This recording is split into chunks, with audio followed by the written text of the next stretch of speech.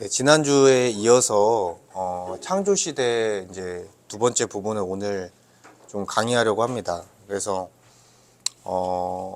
창조 시대가 굉장히 중요해요. 그리고 언약 시대도 굉장히 중요해서 이제 분량이 좀 있는 부분이고, 그래서 좀 더 디테일하게 좀 살펴보겠습니다. 그래서 오늘은 창조 시대 두 번째 부분 하나님 나라의 상실에 대한 부분을 좀 살펴볼 텐데, 우리가 지난주를 그냥 복습을 해보면 하나님 나라의 그 원형, 그리고 창조하신 그 원형을 좀 생각해 보면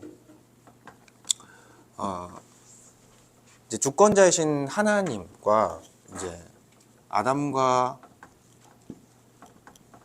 하와,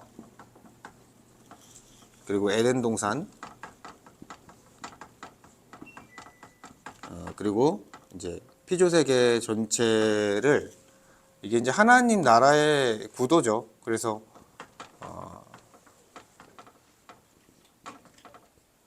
하나님은 아담과 하와를 통치하시며 복을 주시고, 아담과 하와는 하나님의 법에 순종하며 예배하고 순종하는 언약 관계, 창조 언약이라는 언약 관계에 놓여 있었다. 그래서 그리고 이제 아담과 하와는 대리 통치자로서 하나님이 주신 영토를 다스리고, 그렇죠? 그리고 이 영토를 통해서 아담과 하와는 풍성한 생명을 누리고 그 이제 살아갈 수 있는 그 장소를 주셨다라는 거예요. 그래서 이게 어떻게 보면은 구원이 뭐냐? 하나님 나라의 이러한 모습이 구원이다. 하나님과 인격적인 관계를 맺으며, 언약 안에서 인격적인 관계를 맺으며, 그 안에서 하나님의 통치 속에 순종하는 그 모습이 사실은 구원이다라는 거예요. 근데 오늘은 이 창조 언약이 인간의 범죄로 이제 파기돼 버린, 하나님과 사람이 이제 단절되어지는 그런 불행을 맞이한 내용을 좀 살펴보도록 하겠습니다. 그래서 이제 오늘 부분은 인간의 범죄로 창조 언약이 파기되어 인간은 하나님 나라를 상실했다. 이제 3장에서 11장, 창세기 3장에서 11장까지의 내용인데, 일단 마귀가 이제 등장을 해요. 3장부터. 그래서 마귀는요, 하나님이라는 존재 자체를 왜곡시킵니다. 그래서 하나님의 말씀을 왜곡시켜서 하나님의 존재 자체를 왜곡하는 거예요. 그래서 마귀가 어떻게 왜곡했냐면, 이제 선악과 규례를 가지고 이제 말씀을 왜곡하는데, 원래는 그 많은 열매가 선악을 알게 하는 나무의 열매만 있었습니다. 나머지는 다 임의로 먹어라. 그러니까 사실 얼마나 많았겠어요. 제가 100개라고 지난주에 부여를 했지만 100개 이상이겠죠. 뭐 10,000개도 될 수 있고 그 이상도 될 수 있고, 그 중에 하나만 먹지 말라는 건데, 지금 어떻게 질문하고 있어요? 뱀이 여자에게 물어 이르되 하나님이 참으로 너희에게 동산 모든 나무의 열매를 먹지 말라 하시더냐. 모든 나무의 열매로 왜곡시키고 있는 거예요. 질문 자체가. 그리고 두 번째 왜곡은 뭐냐면, 선악을 알게 하는 나무의 열매를 먹으면 반드시 죽는다라고 말씀하셨는데, 뱀이 어떻게 말해요? 결코 죽지 아니하리라. 하나님의 말씀을 완전히 왜곡하는 게 아니라 완전히 뒤엎어 버렸어요. 그리고 이제는 네가 그걸 먹으면 하나님처럼, 네가 하나님의 자리를 찬탈하고 네가 하나님이 될 거야 라는 거짓말을 하고 있는 거예요. 그러니까 인간의 욕망을 건드리면서 거짓말로 인간의 욕망을 불러일으켜서 죄에 넘어지게 하는 이런 모습인 거예요. 그래서 하나님을 어떤 마귀는 복과 생명과 참된 자유를 주시는 분이 아니라 인간을 억압하고 그리고 그 위에 군림하는 존재로서 왜곡시켰다라는 거예요. 그래서 마귀는 이제 거짓말하는 거짓말쟁이요 거짓의 아비다, 이렇게 이제 기록이 되어 있는 것이죠. 그리고 인간도요, 이런 마귀의 왜곡, 마귀의 유혹을 받으면서 거기에 넘어갔어요. 왜 넘어갔냐면 하나님처럼 되고자 했기 때문에 넘어간 거예요. 그러니까 그리고 마귀의 왜곡으로 인해서 하나님의 말씀을 덧붙이고 변질시키는 일이 벌어졌다라는 거예요. 그래서 여자도요, 마귀의 그런 왜곡된 질문을 받고 어떻게 대답하냐면, 여자가 뱀에게 말하되 동산 나무의 열매를 우리가 먹을 수 있으나 동산 중앙에 있는 나무의 열매는 하나님의 말씀에 너희는 먹지도 말고 만지지도 말라. 만지지도 말라 없어요. 너희가 죽을까 하노라. 죽을까 하노라도 아니에요. 죽는다라고 말씀하셨어요. 그러니까 죽을까 하노라 라고 바꾼 거예요. 변제시킨 거예요. 예. 그러니까 마귀의 어떤 왜곡에 넘어가서 하나님의 말씀이 흐트러진 거죠.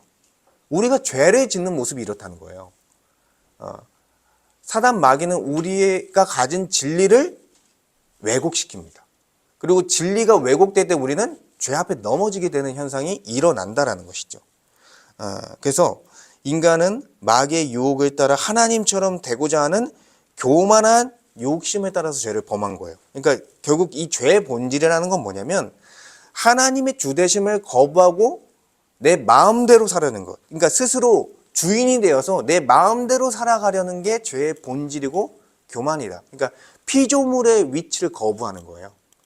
선악과를 주신 이유가 나는 너의 주고 너는 나의 피조물이라는 것을 기억하게 하시려고 주셨는데 그것을 넘어서서 내가 주가 되겠다라고 지금 교만을 떨고 있는 것이죠.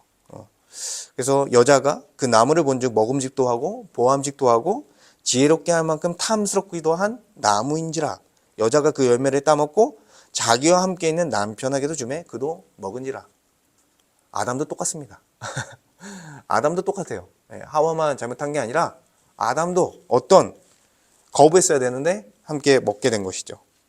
그래서 죄를 지은 결과는 어떻습니까? 바로 창조 언약이 파괴됐어요.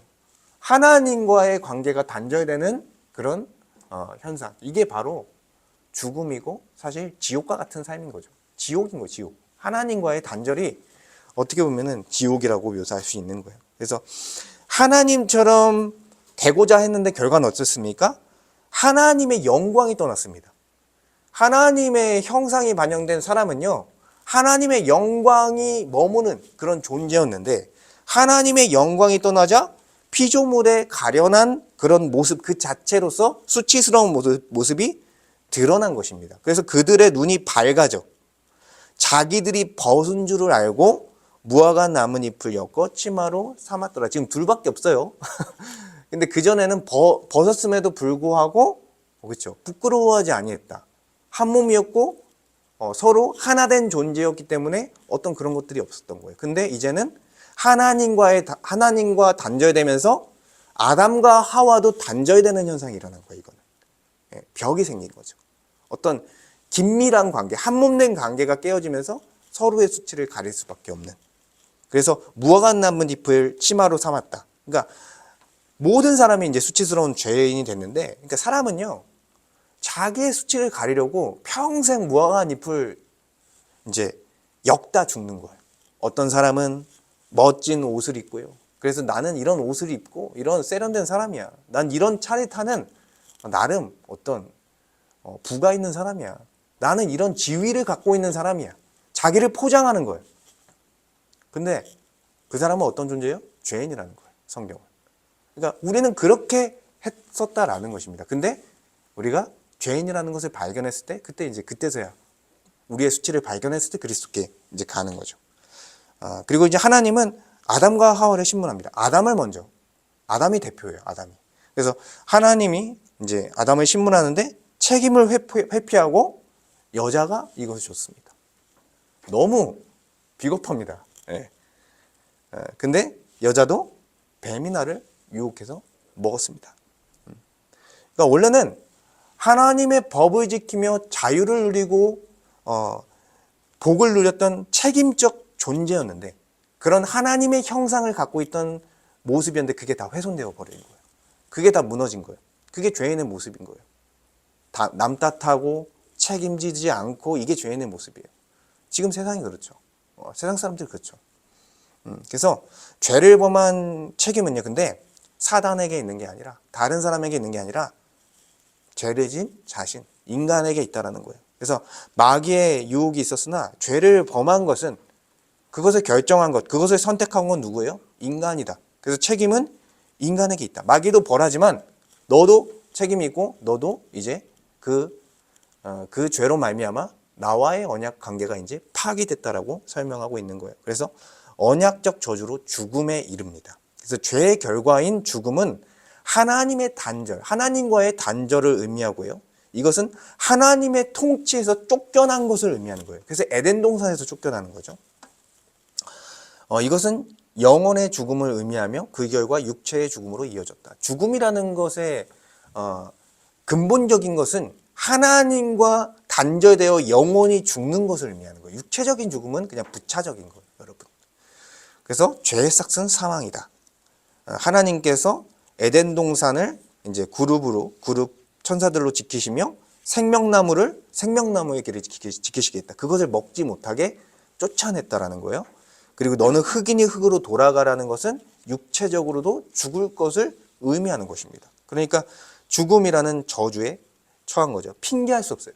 핑계할 수 없습니다. 그래서 밑에 이제 8페이지에 이제 창조 언약의 파기 구도를 이제 보면 하나님의 통치가 부재한 왜곡된 나라, 세상 나라의 모습을 이제 보게 되는 거예요. 이제 하나님과 인간은요, 관계가 끊겼습니다. 예, 그래서 하나님 창조 언약의 파기는 하나님과 인간, 인간과 인간, 인간과 창조 세계의 관계 질서를 이제 무너뜨렸다. 다 관계가 단절되어 있는 거예요. 하나님과 단절이 됐고요. 아담과 하와도요, 관계가 한몸됨이 깨졌습니다. 그리고 에덴 영토 이 창조 세계와 이 사람들의 관계도요, 그 전과는 다르죠. 다른 방식으로 이제 그 관계가 왜곡되고 이제 그렇게 진행이 된다라는 거예요. 그래서 이제 좀 밑에 정리된 걸 보면 하나님과의 단절과 죽음의 저주, 인간이 범죄함으로 하나님의 통치 아래서 누렸던 모든 복, 생명을 잃어버리는 것과 같은 것입니다. 이것은. 그래서 죄로 인해 하나님과의 창조 언약은 파기되었고 하나님과의 단절은 인간을 죽음으로 몰아넣었다라는 거예요. 죄로 인해 하나님을 예배할 수 없고 순종할 수 없는 존재가 되었다는 것입니다. 그러니까 죄인은 하나님을 예배할 수도 없고 순종할 수도 없는 존재가 된 거예요. 근데 이거 잘 들으셔야 되는데, 죄로 말미암아 인간은 언약적 저주로 죽게 됐어요. 그렇죠? 언약적 저주로 죽게 됐고, 그리고 죄인된 인간은 언약적 의무인 순종을 행할 수 없어 의로운 존재, 하나님 앞에 설 수 있는, 정상적으로 설 수 있는 의로운 존재로 하나님 앞에 설 수 없게 됐다라는 거예요. 이것으로 인해서 죄의 문제가 생긴 거예요. 하나님과의 단절로 인해서 죄의 문제, 죄 때문에 단절됐죠. 죄의 문제. 이걸 해결해야 하나님과 다시 관계를 회복할 수 있어요. 그리고 언약적인 의무인 순종을 해야 되는데 그것을 할 수 없어요. 그러니까 의로움의 문제가 생긴 거예요. 그래서 신약에 가서 로마서나 다른 이제 서신서들을 보면 예수 그리스도를 통해서 죄사함과 의롭다함을 준다는 의미가 이런 의미인 거예요. 언약적인 저주와 언약적인 의무 두 가지를 예수님께서 해결해 주셨다라는 거예요. 인간이 할 수 없는. 그러니까 여기서 나오는 이 문제, 언약적인 저주와 언약적인 의무를 행할 수 없는 것들을 다 예수님께서 친히 두 가지 다 해결해 주셨다. 그래서 죄의 문제만 얘기하는 것이 아니라 의의 문제도 이야기하는 거예요, 성경에서. 그래서 인류의 대표인 아담. 그러니까 아담이 인류의 대표예요. 그래서 죄로 모든 인류는 원죄를 가진 죄인으로 태어나게 되는 것입니다. 우리가 억울하지만 그 대표인 아담으로 인해서, 아담 이래로 모든 사람은 이제 죄인이 된 거예요. 그래서 로마서 말씀 보니까 한 사람으로 말미암아 죄가 세상에 들어오고 죄로 말미암아 사망이 들어왔나니 이와 같이 모든 사람이 죄를 지었으므로 사망이 모든 사람에게 이르렀느니라라고 말씀하고 있습니다. 우리는 이제 죄인된 인간은 더 이상 하나님의 백성과 자녀가 아니라 하나님과 단절된 고아와 같은 그런 존재가 된 거예요. 그래서 스스로 이 힘든 세상, 어떻게 보면 이렇게 좀 망가진 세상, 훼손된 세상을 뚫고 나가야 되는 그런 상황이 된 것이죠. 그래서 죄로 인한 인간의 비극이 시작된 거예요. 남자에게는 어떤 저주가 내려졌습니까? 노동이 원래는 쉬웠습니다. 그냥 임의로 따면 되고 쉽게 경작하면 풍성한 열매가 맺히는 그 땅이었는데 힘겨운 짐처럼 됐어요. 수고하지 않고서 소산을 얻을 수 없게 됐습니다. 그리고 영혼의 죽음에 이어 흙이니 흙으로 돌아갈 것이다. 육체의 죽음. 이건 남자뿐만 아니라 여자도 의미하는 거예요. 이렇게 죽게 될 것이다. 그리고 여자는 임신하는 고통이 주어졌습니다. 여러분 안타깝지만 여자분들 임신하는 고통, 얼마나 고통스럽습니까? 이게 죄 때문에. 원래는 애를 낳는 건 너무 쉬웠다라는 거예요. 창조 때 생각해 보면. 그리고 남자를 지배하려고 하지만, 남자를 원하지만 오히려 지배를 당합니다. 이거는 내 뼈 중에 뼈, 내 살 중에 살이라는 고백으로 지배하는 게 아니라 억압하고 어떤 지배, 자기에게 종속시키는 그런 지배인 거죠. 그래서 사랑의 관계는, 한몸된 관계는 어떻게 됐습니까? 대립의 관계로서 변해버린 거예요. 그래서 이게 가정뿐만 아니라 어디까지 다 얘기하는 거예요? 가정과 사회와 국가, 모든 대립이 끊임없이 이어지는 세상이 되었다. 그걸 이야기하는 것입니다. 그리고 창조 세계가 훼손됐어요. 남자의 저주는 땅의 저주로 이어졌고 풍요로웠던 땅은 엉겅퀴와 가시덤불이 나며 농사하기 척박한 환경으로 훼손되어 소산을 얻기 힘들어졌습니다. 그래서 여러분이 먹고 살기 힘든 이유가 뭐예요? 저주받아서.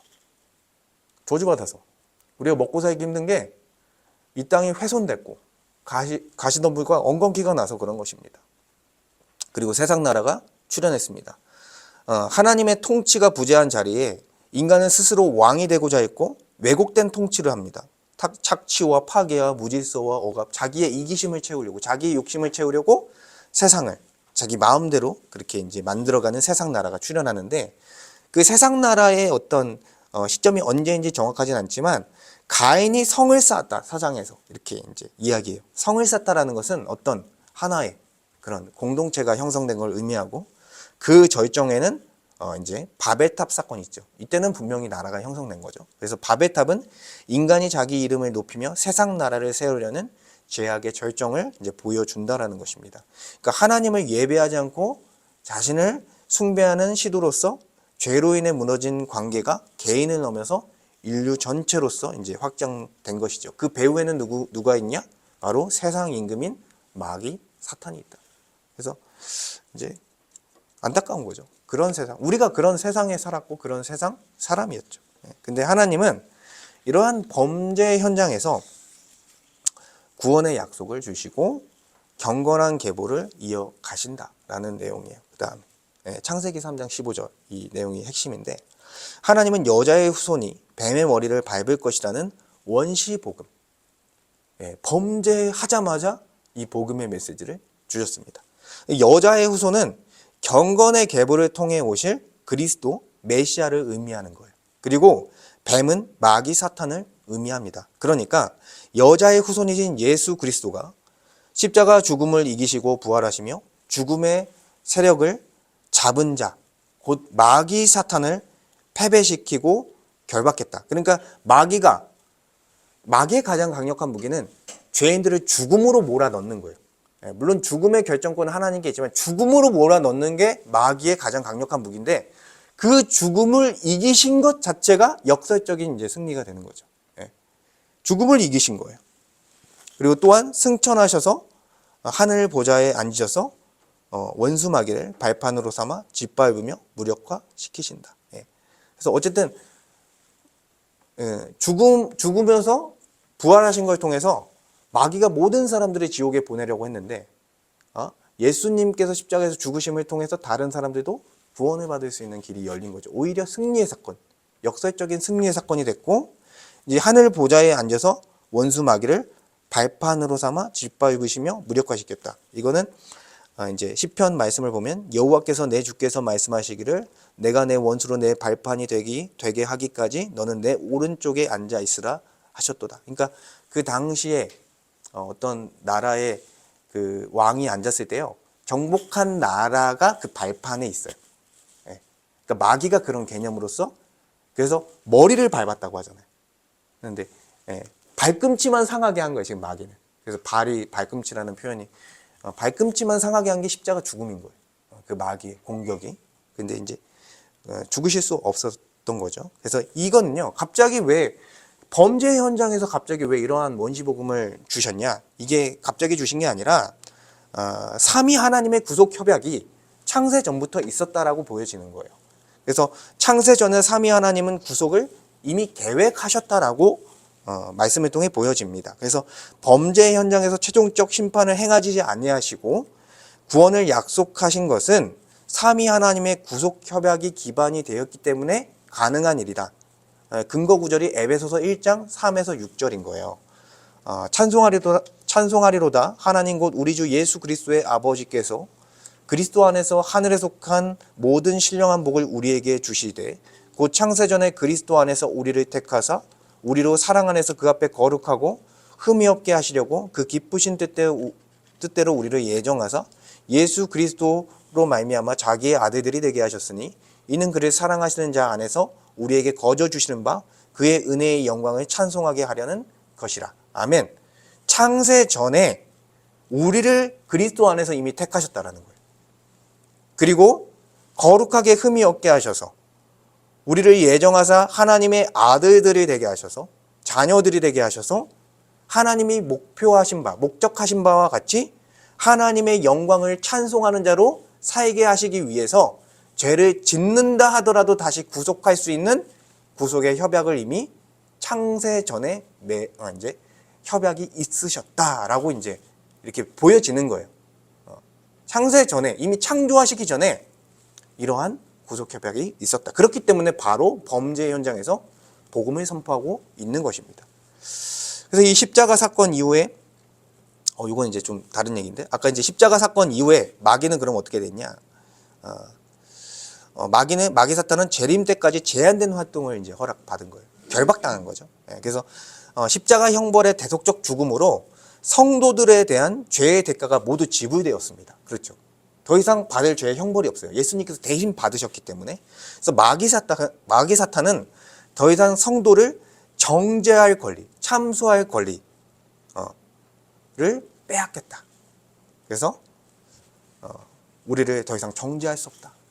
우리는 이미 다 죄에 대한 죄책감이 있을 수 있겠지만 우리의 죄에 대한 죄책은 다 예수 그리스도께서 다 해결하신 상태다라는 거예요. 그래서 복음을 전파하는 것을 방해하고 교회를 핍박하고 세상 나라를 왜곡하지만 그 힘은 하나님이 허락하신 범위 안에서만 지금 이루어지고 있는 거다. 이미 승리한 상태다. 예수 그리스도 안에서 우리가 살아갈 때 이미 마귀를 이기며 살아가는 거예요. 그래서 이제 요한계시록 12장 이제 10절에 참수하던 자가 쫓겨났다. 이렇게 이제 표현하고 있고 어쨌든 이런 이제 원시 복음이 선포된 후에도 여자의 후손과 뱀의 후손의 대립은 인류 역사 속에 계속된다. 지금도 계속되고 있죠. 그래서 내가 너로 여자와 원수가 되게 하고 내 후손도 여자의 후손과 원수가 되게 하리라. 이렇게 말씀한 거예요. 그리고 나서 4장부터 이제 여자의 후손과 뱀의 후손의 어떤 계보가 시작되는 거죠. 그리고 아담은 이 원시 복음을 믿게 된 거예요. 믿었다라는 게 어떻게 증명되냐면 여자의 이름을 하와, 생명이라고 지었다. 이거는 복음에 대한 반응이에요. 그래서 아담도 구원 받았다고 일단 기본적으로 보는 거예요. 아담이 죄를 졌지만.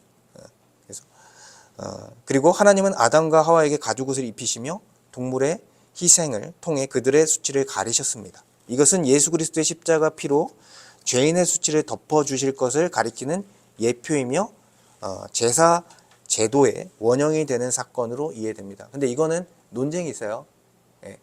피해 제사, 어떤 희생적인 제사, 대속적 죽음을 예표하는 사건으로 이제 더 해석한 거죠.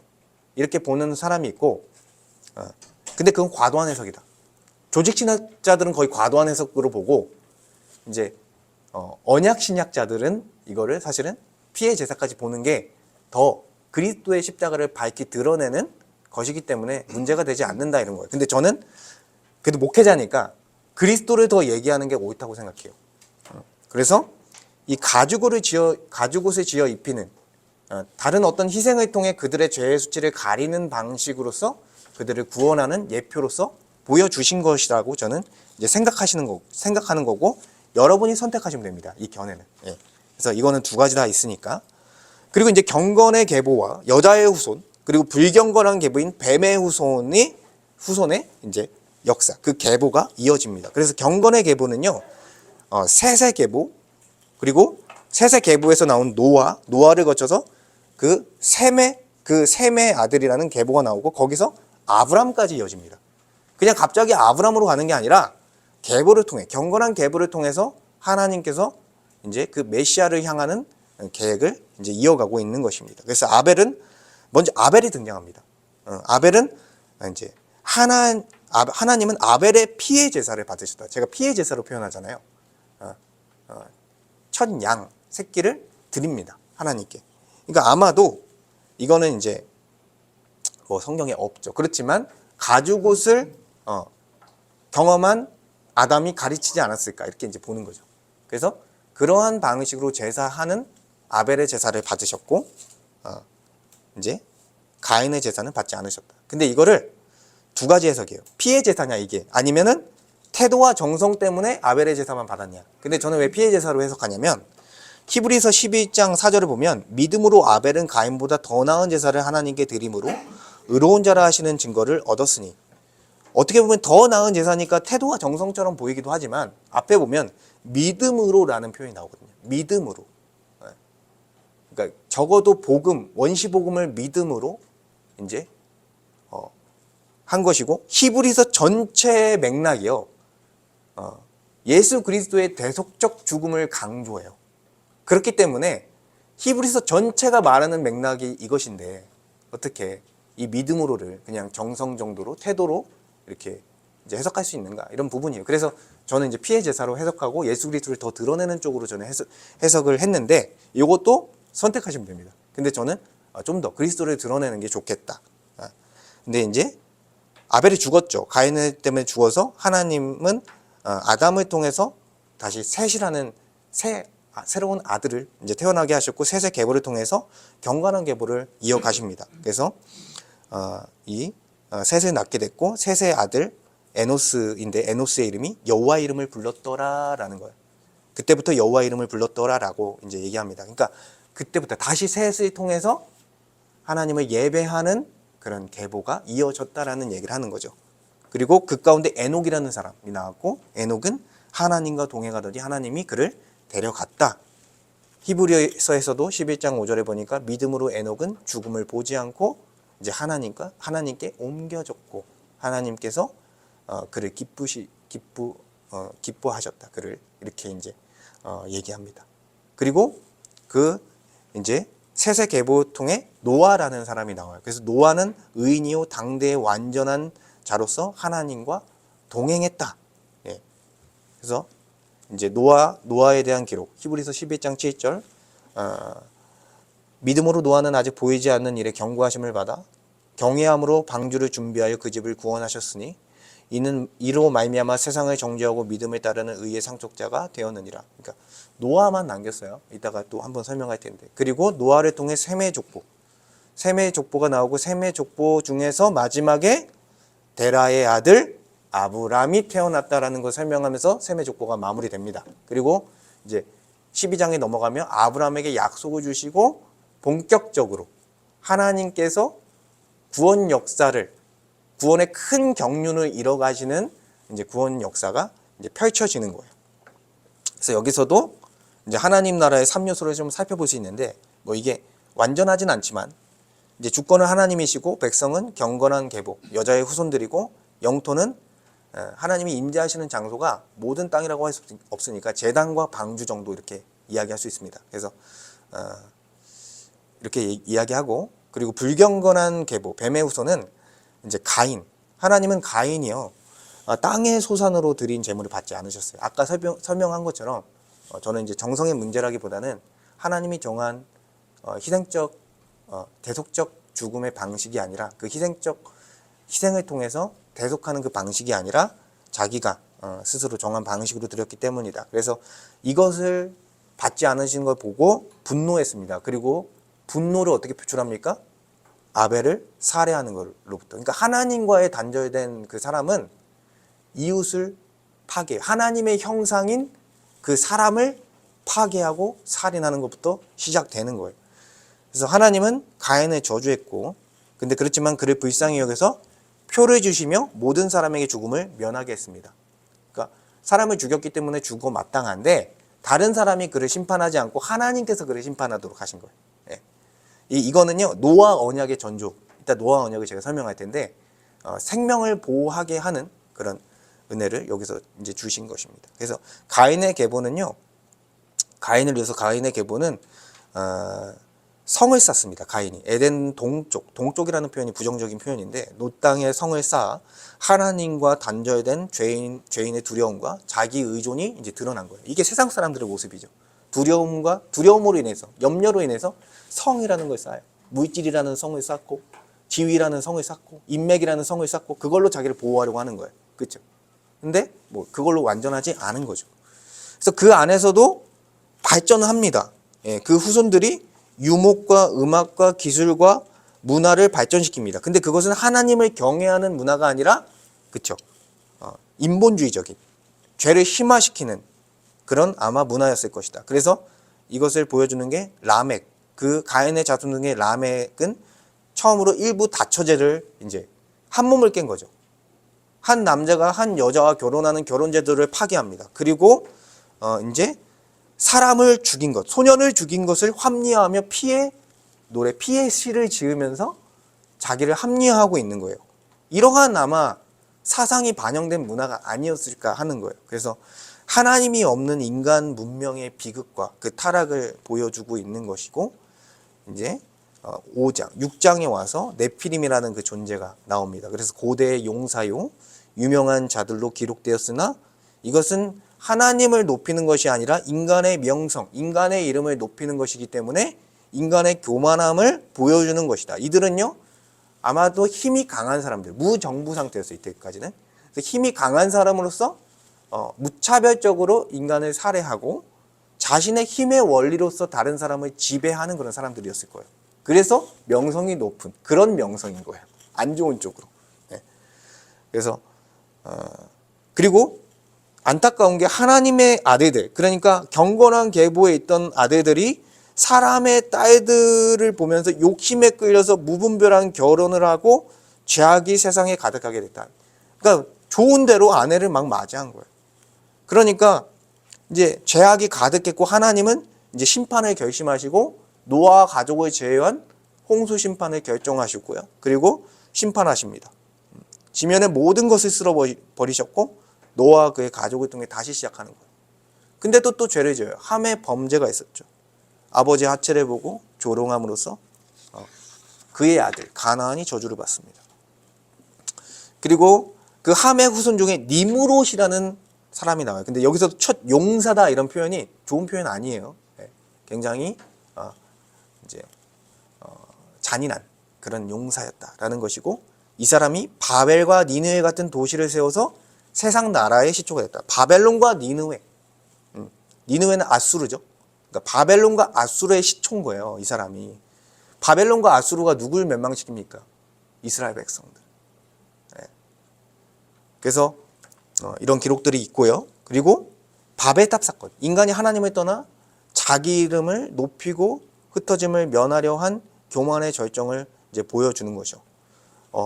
이제 언어가 하나이기 때문에 어떤 그런 나라를 이제 세우려고 했던 거예요. 인간이 중심이 된, 인간이 왕이 된 나라. 근데 하나님께서 언어를 흩으시며 이것을 이제 무마시키셨죠.